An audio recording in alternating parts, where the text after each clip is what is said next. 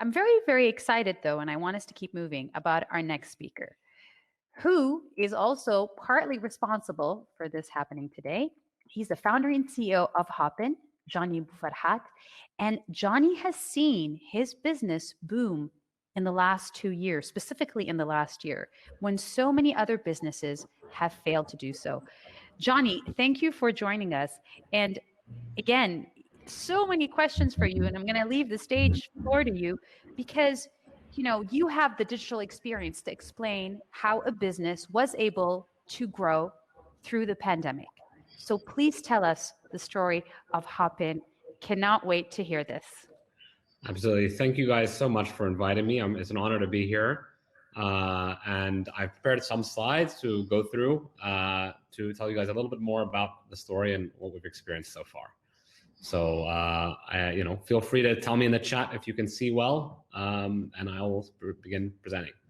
So the story of Hopin is that we began as a virtual and hybrid events company 2.5 years ago, although I was building it from a long time ago. So let me just confirm that. So we started 2.5 years ago. We are 225 employees today. 50,000 organizers, and we've recently raised 125 million at a 2.15 billion valuation. Was our most recent round, and we've had 67,000 events so far on the platform. Maybe it's easier if I'll just run through the slides. So before Hopin, these are a few things about me. I had never raised a funding round before. I never worked with institutional investors. I had been working for less than 2 years in a workforce and definitely not a corporate background at all. I had never managed more than 3 people. I have no master's degree, no PhD, no MBA. I had no connections to tech besides for the few developers I knew. I didn't know anyone who would get me funding or build out. And so Hopin was actually born 18 months ago. For the very reason that I suffered from an autoimmune disease. I was stuck at home, and I wanted to network with people. And for about a year, I was recovering while I was at home. But I was also, luckily for me, I had always been a coder since I was quite young, and so I had developed a sort of a solution where people could network online. It was a very mild experience or minimal experience compared to the current Hopin platform that you're on today. I had developed that, and the goal was to allow people to network comfortably from the comfort of their own home, because that's why we attend events. It's for the speakers, it's to learn, it's to attend the expo booths, but it's also to network and really meet great connections. And so that actually begins with where I met my first investor. I didn't have any connections. I attended, after I had recovered from my autoimmune, I wanted to raise our first investment. I went and attended an event that was happening near where I was living. And it was the first angel investor that I had met. I had already built the software. We had a few customers, but not a single investor would answer an email because that I had sent to them. I think only one did, and they weren't interested. And so I met this investor in person, and due to face-to-face, they could see the excitement in my voice. I immediately went home, and I realized that you shouldn't be, the best way isn't to send emails, and that's what the platform needs to do. It needs to allow people to actually meet face-to-face via Zoom, so you can see my face, they can see the excitement in my tone, they could see the confidence that I have, and not just a copy-pasted email. And so that really led to the first successes of the platform. And over time, we were growing. Actually, there was a huge viral rate with Hopin, and so I realized not only did we need to raise money quickly and expand quickly, but also we had to build out a team of great people. And like I said, I had never done any of this before. It's not like there was a guidebook on how to scale a company within 1.5 years at this pace. And so it's a lot of self-realization and learning that you need to, that was most important. Being able to be aware of what you didn't know, what I didn't know, and be aware that I needed to pick up and be the biggest sponge in the room at all time. So building a strong team becomes the key thing, because if you have a strong team, ideally you should always be the dumbest person in the room. That's when you know you have a really strong team. That's the advice I've been given. You should connect with other founders, because they were super duper helpful for me. Getting advice from other founders was more impactful than an advisor who was in a big corporate or a investor. It was someone else who had been through the same situation, whether they had failed or not. They're going to have insights that help you get to where you need to go in the business. And so we scaled out very quickly from 6 to 220 people, and it was an amazing experience for us as a platform, and building that culture so that people can replicate what you've done. Because from the first 10 people in your company, everybody is following you as a founder and an entrepreneur. Essentially, you are the culture of the company. But how do you scale the culture? You have to make sure that these values can break down over time into the business. And so each individual that you hire you need to make sure they evaluate the culture. So the culture at Hopin is trusting, because we're completely remote. So we don't know what people do on a day-to-day basis. So we have total trust that, and we trust each other that, everyone's doing the best of their ability, that we stay humble. We're a global company, remote, over 38 different countries. So we respect anyone and proactive. And so what happened in 2020 with COVID, we were already growing very, very fast.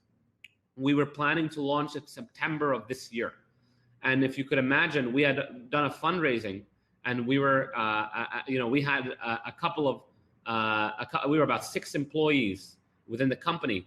And we had decided, COVID happened, and we had to quickly react. Were we going to continue on the same path and launch in September, or in February, are we going to launch and really try and flap our wings much earlier than we were prepared to?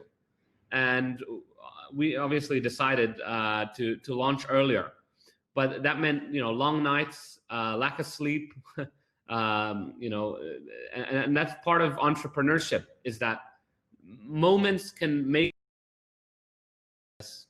Luck plays a role in everything.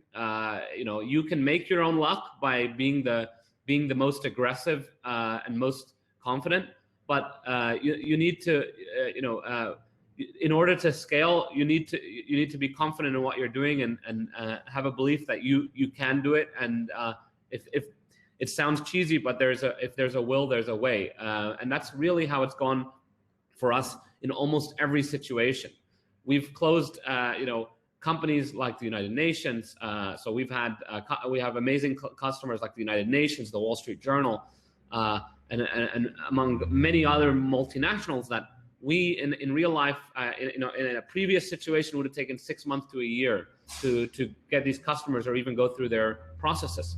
But we took the situation and thought, if there's a will, there's a way. There's a new opportunity now where people need to move into a new space. So that's been incredibly important for Hopin, has just been really looking at what opportunities and my new opportunities. But all of these everything to do with your business starts with you as a founder or founders of your business and entrepreneurship. Every decision that you make can change the way that your business ends up scaling.